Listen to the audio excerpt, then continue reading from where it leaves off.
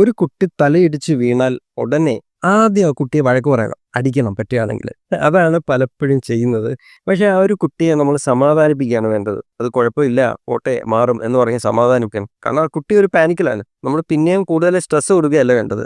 അതൊക്കെ നോക്കിയതിന് ശേഷം പറ്റുകയാണെങ്കിൽ നമ്മൾ ഒരു കോൾഡ് കംപ്രസ്, എന്തെങ്കിലും ഐസോ അങ്ങനെ എന്തെങ്കിലും വെച്ച് ആ ഒരു ഭാഗത്തെ ഒന്ന് തണുപ്പിക്കുന്നത്.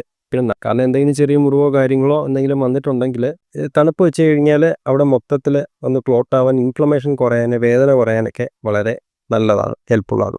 പിന്നെ നമ്മൾ ശ്രദ്ധിക്കേണ്ടത് ആ കുട്ടി സാധാരണയിൽ നിന്നല്ലാതെ വേറെ എന്തെങ്കിലും ബിഹേവ് ചെയ്യുന്നുണ്ടോ, തല കറക്കം കാണിക്കുന്നുണ്ടോ, ബാലൻസ് പോകുന്നതായിട്ട് കാണിക്കുന്നുണ്ടോ, വൊമിറ്റിംഗ് ടെൻഡൻസി കാണിക്കുന്ന ഒന്നിലധികം തവണ കണ്ടിന്യൂസ് ആയിട്ട് വൊമിറ്റിംഗ് ചെയ്യുന്നുണ്ടോ. ഒരു തവണയൊക്കെ വൊമിറ്റ് ചെയ്യാം, കാരണം അത് ആ ഒരു പാനിക് സിറ്റുവേഷനിൽ വന്നുകൊണ്ടോ വേദന കൊണ്ടോ ചെയ്യാം.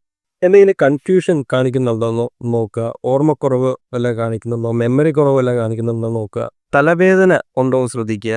ചിലപ്പോൾ തലവേദന വരാം, പക്ഷെ കണ്ടിന്യൂസ് ആയിട്ട് തലവേദന ഉണ്ടോ മണിക്കൂറുകളോളോ, അല്ലെങ്കിൽ തലവേദന കൂടി വരുന്നതായിട്ടുണ്ടോ ശ്രദ്ധിക്കുക. അതുപോലെ മൂക്കിലൂടെ ബ്ലഡ് വരുന്നുണ്ടോ, അല്ലെങ്കിൽ വെള്ളം പോലെ എന്തെങ്കിലും വരുന്നുണ്ടോ ശ്രദ്ധിക്കേണ്ടതാണ്. എപ്പോഴും ഒരു ഉറക്ക ക്ഷീണം പോലെ ഈ ഒരു വീഴ്ചയ്ക്ക് ശേഷം തോന്നുന്നുണ്ടെങ്കിൽ പറ്റുകയാണെങ്കിൽ നമ്മുടെ കണ്ണിൻ്റെ ഒരു പ്യൂപ്പിൾസ് അതിൻ്റെ ഡയലേഷനിൽ വ്യത്യാസമുണ്ടോ എന്നും കൂടെ അറിയാൻ പറ്റിക്കഴിഞ്ഞാൽ വളരെ നല്ലതാണ്.